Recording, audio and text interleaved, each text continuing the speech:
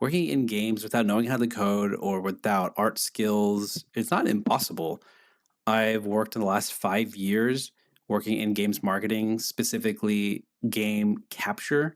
And what that means is basically all of the trailers that you've seen at like Summer Game Fest from Jeff Keighley or like Nintendo Directs, PlayStation State of Plays, Xbox showcases, etc. Someone had to record those trailers. Someone had to go in the beta builds of these games or into the alpha builds, etc., and literally like hit record on OBS or hit record on NVIDIA or use whatever proprietary tools that they might use themselves and record the gameplay footage and then put it all together to make what you see at those Summer Game Fest shows.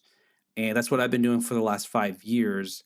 And I think it's a really cool way to get into working at video games without having, again, to go through like school and learn how to program, though even that is kind of like hard to do now just because AI and vibe coding is a thing. And so that's really, really tough. And then, if you're not a talented artist or if you are an artist and you just can't break in because there's so many artists out there, that's also really tough. But maybe you're just like me who has like some art skills, but you just don't have like the drive to continue drawing and things like that.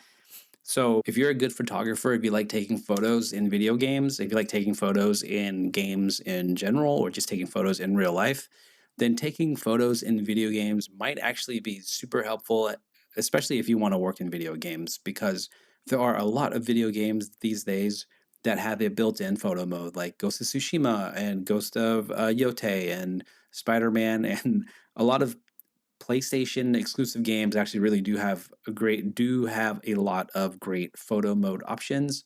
Assassin's Creed I know has a bunch of them as well. Even people that play games that are not necessarily rich or games that don't really have photo mode, you can still get some really cool shots and recordings from those games. One example that I always think of is the Twitter profile, the Twitter person named Sunny Legend. You might have seen their work, maybe like 5 years ago.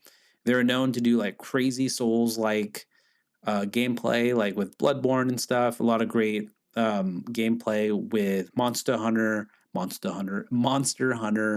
and Horizon Zero Dawn. That's the one that I kind of thought of because this person, they just posted a bunch of stuff like super slow motion, really clear action in terms of what types of videos they were uploading and what type of videos they were showing and posting on their socials.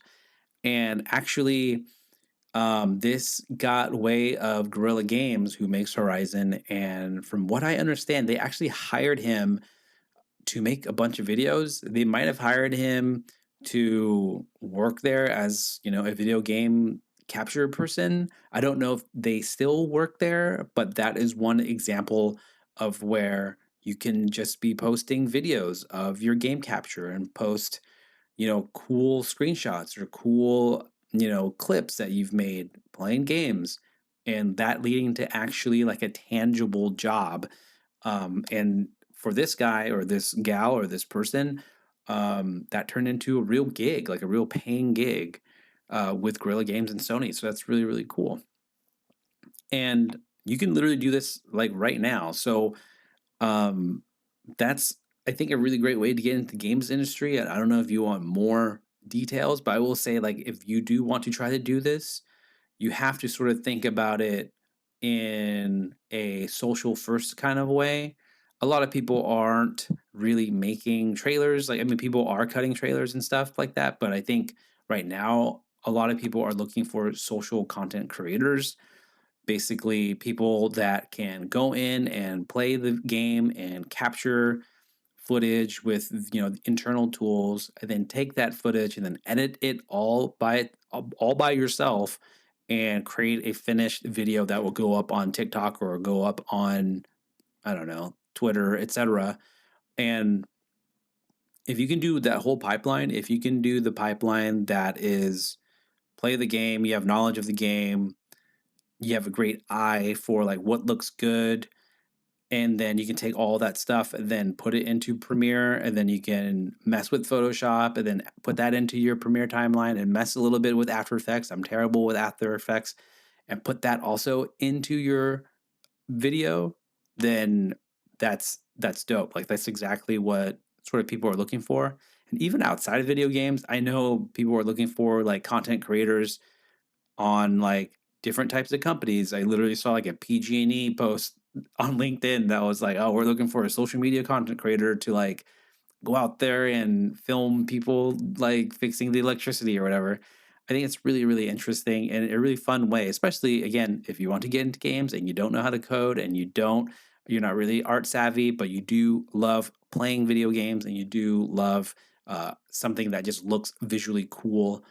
I think game capture and then games marketing can be a really, really cool avenue to get in there. And then you can, again, build your portfolio. You can build your portfolio literally right now, playing your favorite games, literally like Fortnite clips.